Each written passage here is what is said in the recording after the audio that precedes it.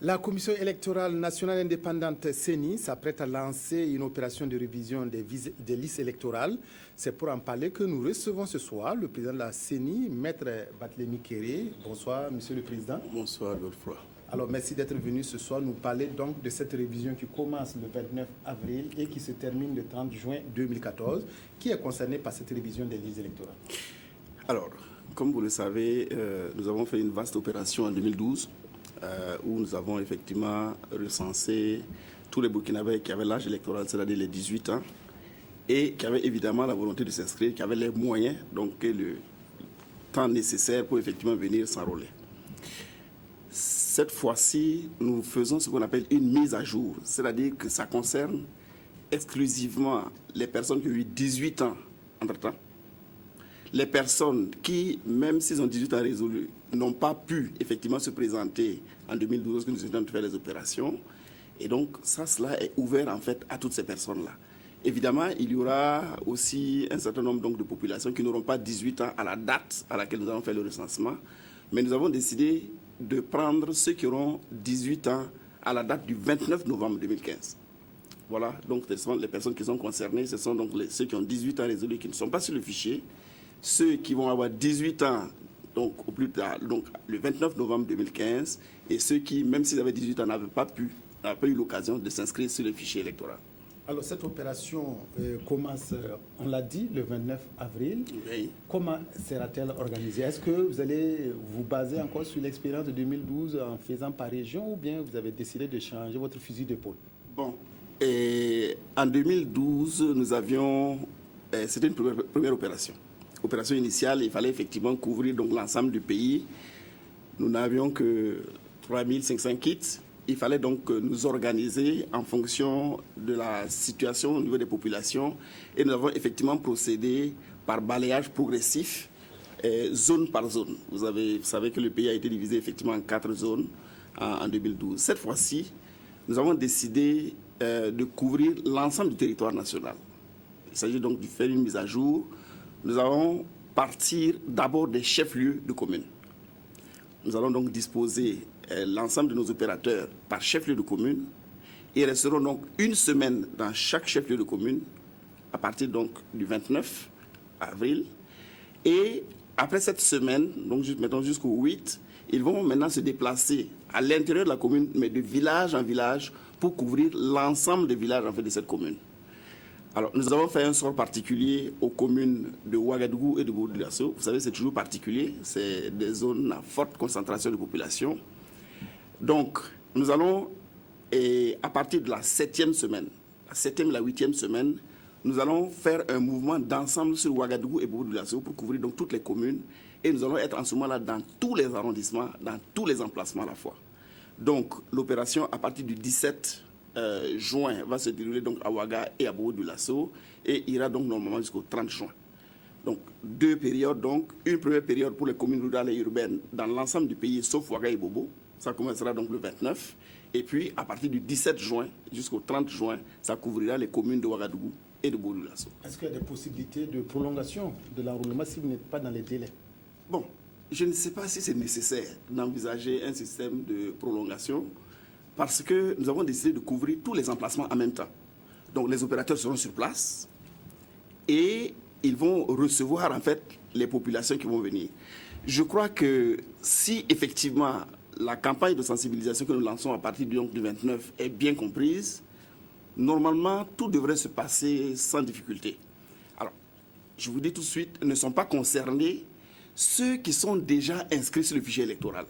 Ce n'est pas grave, même si vous avez perdu votre carte d'électeur, ce n'est pas grave. Le moment venu, la CENI va organiser donc, un dispositif donc, de remise systématique de duplicata pour tous ceux qui vont le demander. Et si, en tout cas, vous étiez déjà enrôlé, vous n'avez pas besoin d'aller encore faire les files donc, devant nos équipes d'opérateurs. Vraiment, toutes les dispositions seront prises pour que vous puissiez avoir votre carte à temps, si vous le souhaitez.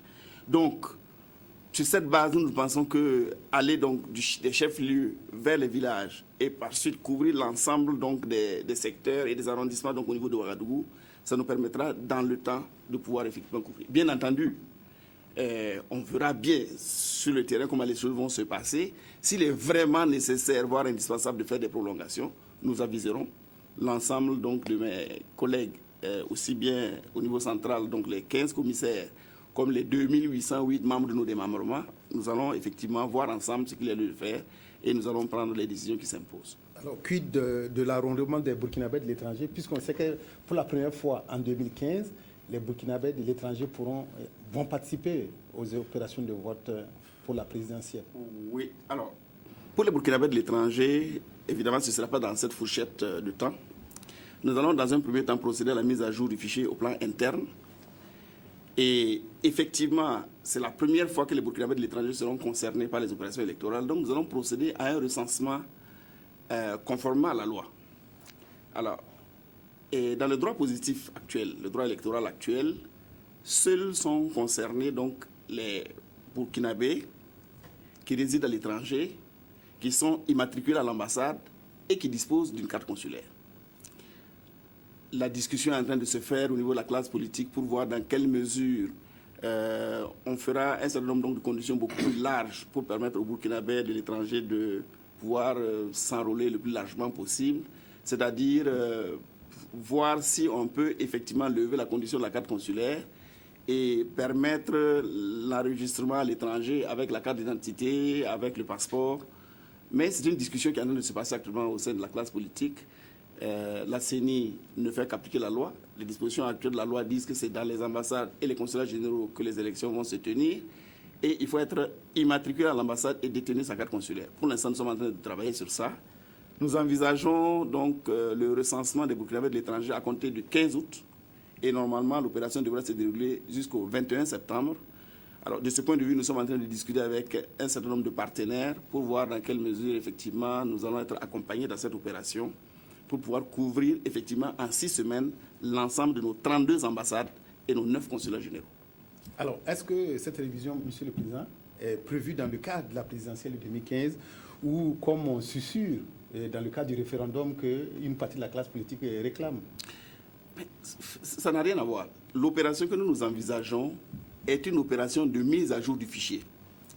L'article 50 du Code électoral prévoit que tous les ans, la CENI met à jour le fichier électoral. C'est vrai que le même article aussi prévoit que dans la perspective d'élection générale, le gouvernement a la possibilité de prendre un décret pour effectivement faire procéder à une révision.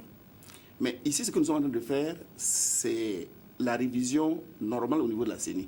Parce que vous savez que le fichier électoral a été publié le 30 novembre 2012. Donc, 30 novembre 2013, nous sommes dans la première année. Alors, donc, l'opération, c'est entre donc, le 30 novembre 2013 et le 30 novembre 2014. Nous sommes dans les délais pour pouvoir effectivement faire cette révision annuelle telle que c'est prévu par le Code.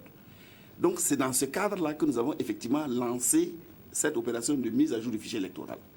Mais vous savez qu'une mise à jour du fichier électoral, ce que nous avons comme perspective, effectivement, c'est les élections présidentielles prévues. Donc, nous travaillons donc, sur cette base-là.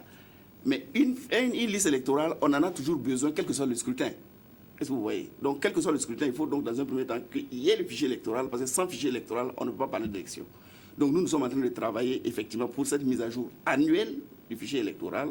Évidemment, la CENI n'est pas maître du calendrier électoral. Et bon, donc, si le calendrier électoral impose un certain nombre d'échéances, la CENI avisera donc le moment venu. Alors, les moyens financiers dont vous disposez, est-ce que vous avez réussi à les mobiliser et combien s'élèvent-ils?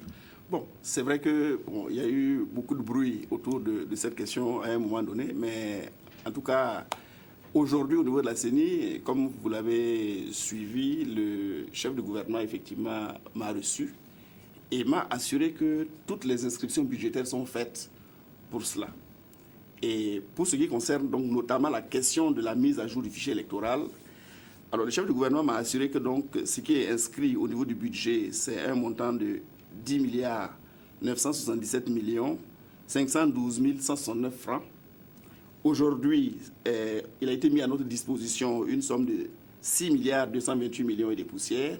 Et aujourd'hui même, donc, le déblocage qui a été fait donc, au niveau du ministère des Finances à la date d'aujourd'hui, c'est un peu environ 4 milliards 500 millions donc, qui sont mis à notre disposition actuellement, ce qui nous a permis effectivement de démarrer les opérations dans les délais, en espérant pouvoir boucler effectivement la mise à jour selon les délais que nous avons convenus.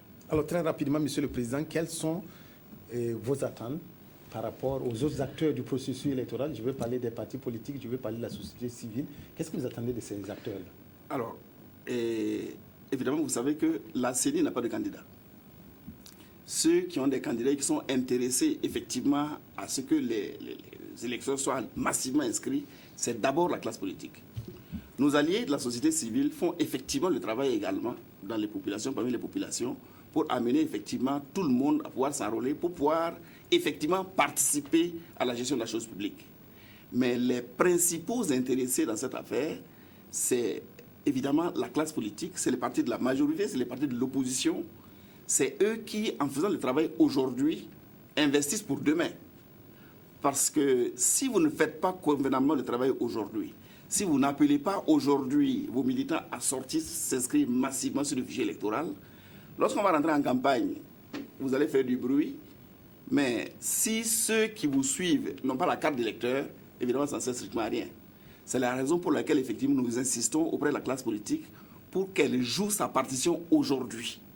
Alors, nous allons avoir une cérémonie de lancement bientôt, le 29 novembre. Ce sera donc à partir de 10h. 29 avril. Le 29 avril, pardon. Le 29 avril dans le Bazega, à Combisiri.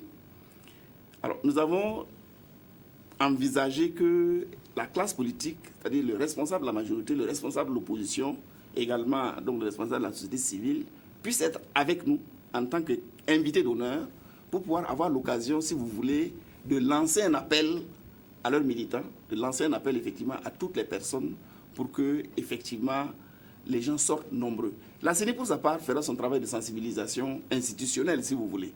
Mais nous attendons beaucoup la classe politique, nous attendons effectivement la société civile, que chacun effectivement fasse ce travail-là.